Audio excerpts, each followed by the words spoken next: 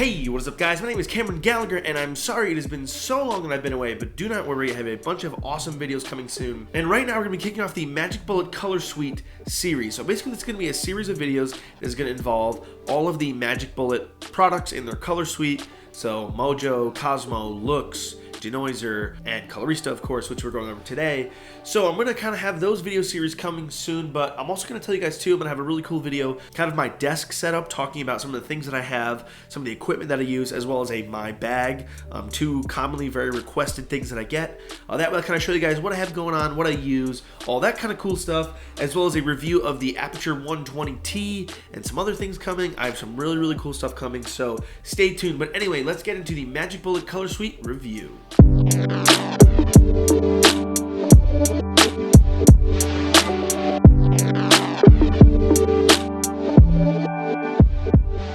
And guys, quick, I did want to apologize too that my nose is a little bit stuffed from the allergies, so if it kind of sounds like I'm talking through my nose, I kind of am. Alright, so first up I want to give a huge shout out to Red Giant for sending me these. Now, no, they are not sponsoring this video in any way. They're not paying me to say whatever. I can say whatever I want, but they did send me these for free, so that was really awesome of them. I want to thank them so much for sending me over this way.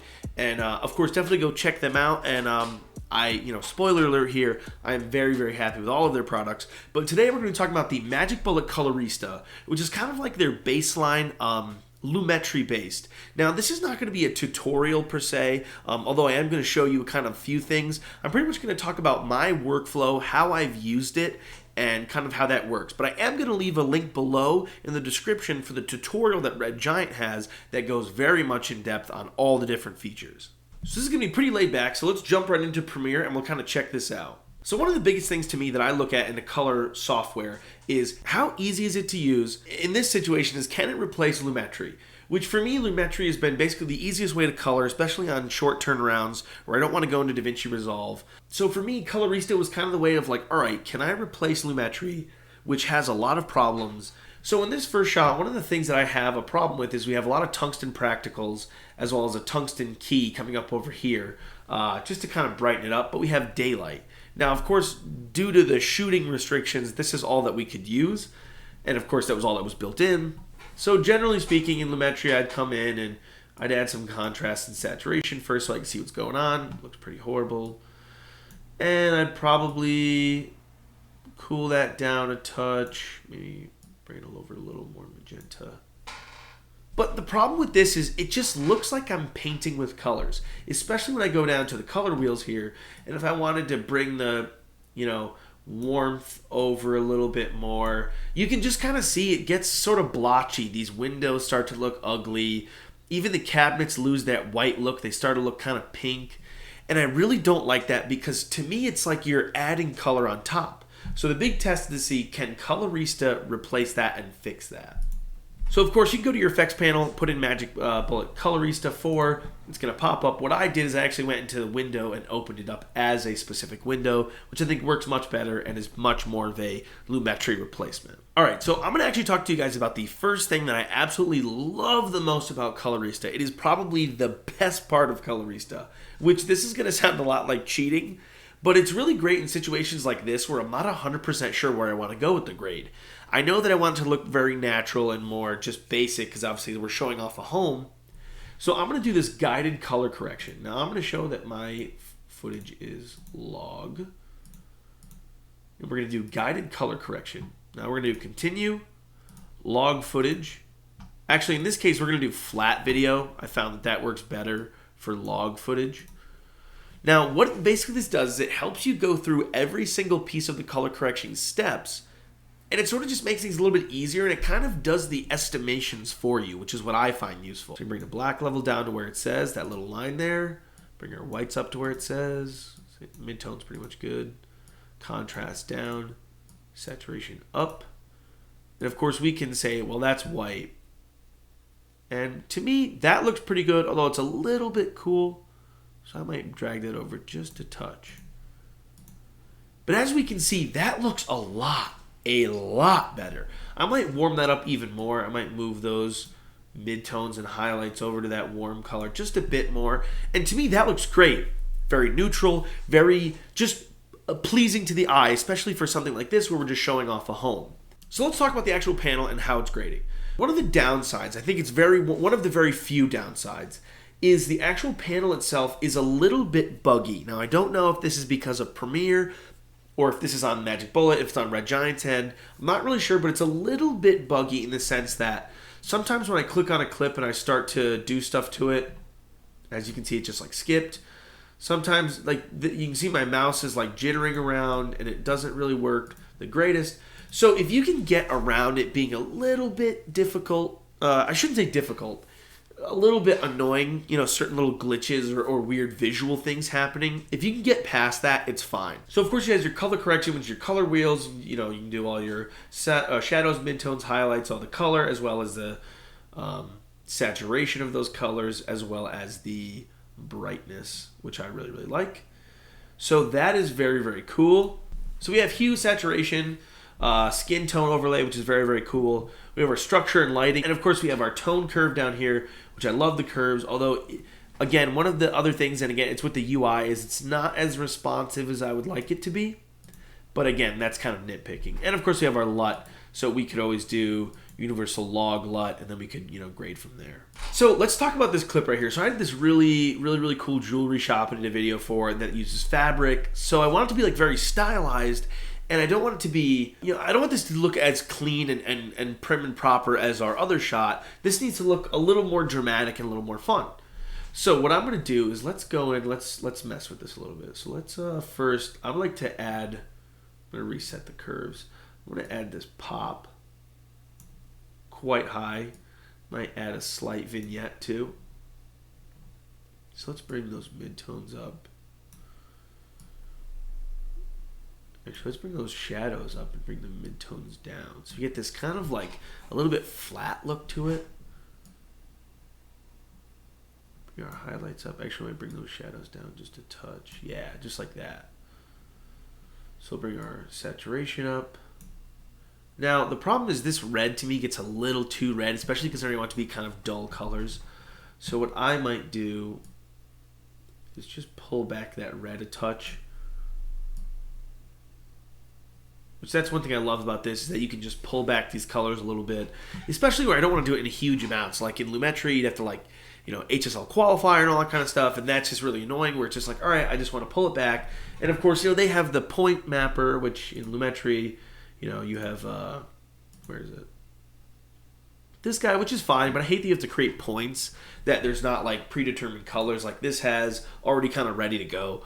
So I really like that. So again, this is kind of moody. You know, I think it looks really cool. I might even desaturate it a little more so it has, like, again, like a very dramatic look. So that looks great. And again, very easy to use.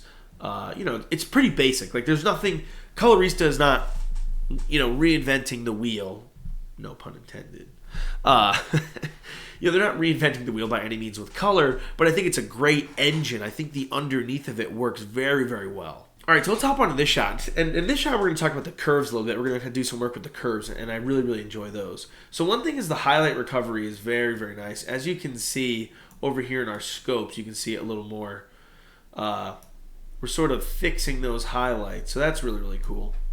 So we're going to go down and we're going to kind of do some work with these curves, which again, I wish it was a little less buggy sometimes.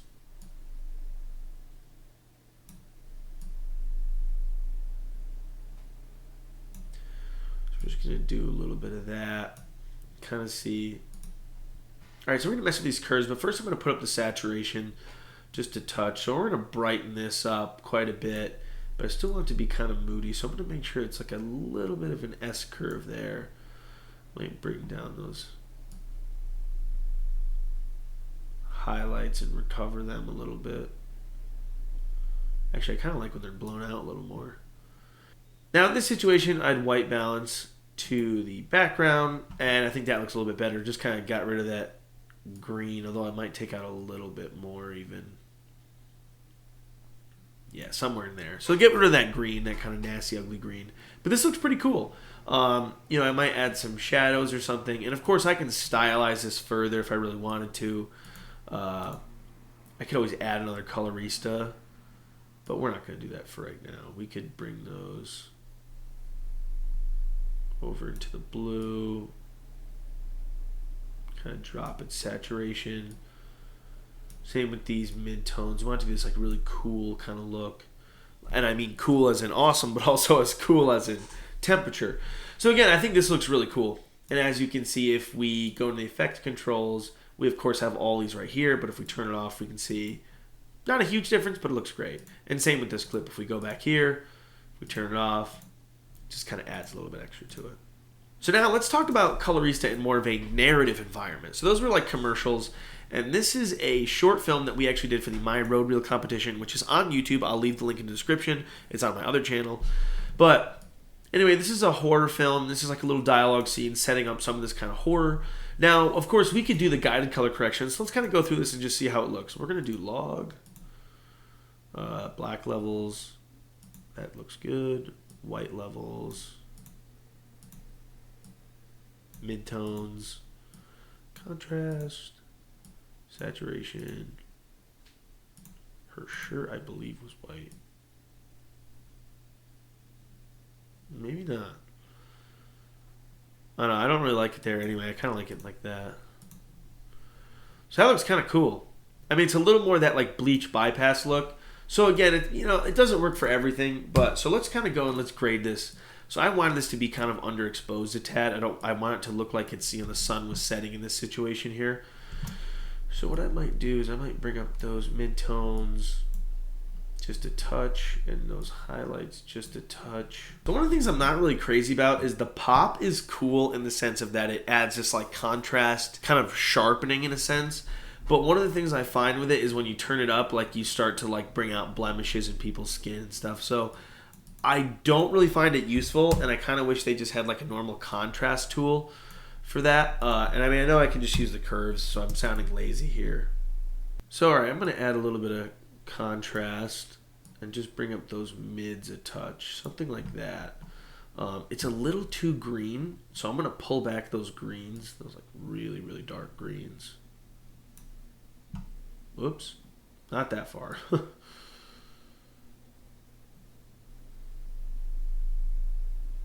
So we can keep it in green, but we want to desaturate it just a touch. Yeah, there we go. Whoops, that's right. So if we want to, we could always make this like grass blue,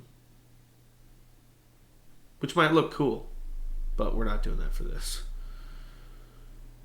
But it's kind of nice because we can darken it too, which is kind of cool. So I think that looks much better. So if we go back, now I think this looks good. It's got some nice contrast. It's highlighting her face nicely. It's creating a punchy contrast, but it still brings her face out, but it's still soft enough where it's not like, oh, this looks like it's bleach bypass or daylight. But if we can see, we turn off, that green back there was a little bit, actually it was a tiny bit brighter, I think, and green, and we kind of desaturated that without losing the saturation of her face. So let's talk about skin tone, and let's talk about using the qualifier. So I'm going to add another Colorista, on this. So I'm going to go Colorista, pop it on there. So we're on Colorista 2. It's great that it tells you what the Coloristas are. Now we're going to go and work on her skin tone. So we're going to click Edit for the key. Now this can be used for anything, not just skin tone. So we're going to highlight that little section there. And it's cool because we can come over here and we can sort of adjust this to get more of the skin tone.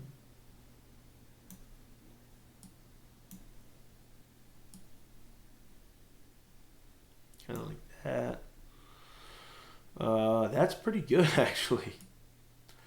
We'll blur it just a touch. Now, of course, we can go back. Now, of course, to show you like a really dramatic, we could make their skin totally blue, which looks horrendous. But in this case, maybe we want to move it just a little bit warmer. Maybe we want to add a little more life back in. Because you see it kind of washed out her face when we did that. So if we warm up her skin just a touch, and of course we could like really oversaturate it, or we could desaturate if we wanted to for some reason, but we're going to keep it like that. Maybe even bring up the saturation a touch. I don't know, I think it adds a little more to their face.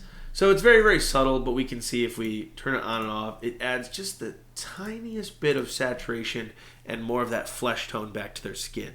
So we can pretty much key anything else we want out, of course, that kind of stuff. So as an overall review, I think that this is a great piece to replace Lumetri.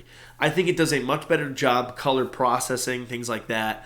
I kind of wish it had a little bit of better LUT support. You know, I wish, like one of the things I do really love about Lumetri in compared to Colorista is that it has the creative where you can add the LUT, you can drop its intensity, stuff like that. I think that's really nice. And I know we have the LUT down here, but to me that's more of like a utility LUT, adding a log to Rec. 7.9 conversion, something like that. So for me, I kind of wish they had like a creative LUT, but I think the other thing you have to think about is in the scheme of things, the Magic Bullet suite has a lot of other softwares that work together so well where it kind of replaces that. And of course, we'll talk about that in some of the future videos. But when it comes to an overall review, I think Colorista is an amazing software. It has an amazing engine underneath it. I think it's a little bit glitchy in Premiere in the sense that, you know, some of the wheels work a little bit strange and it kind of moves around a little bit quickly. But when it comes to getting a great image very quick, especially the guided color correction, it's 100% worth it, and it's absolutely just an awesome software. So I hope you guys enjoyed this little bit of video, this review. I'm going to have some more coming. Next, I'm going to be talking about Magic Bullet Looks, which is very, very exciting and probably one of my favorite out of the whole suite.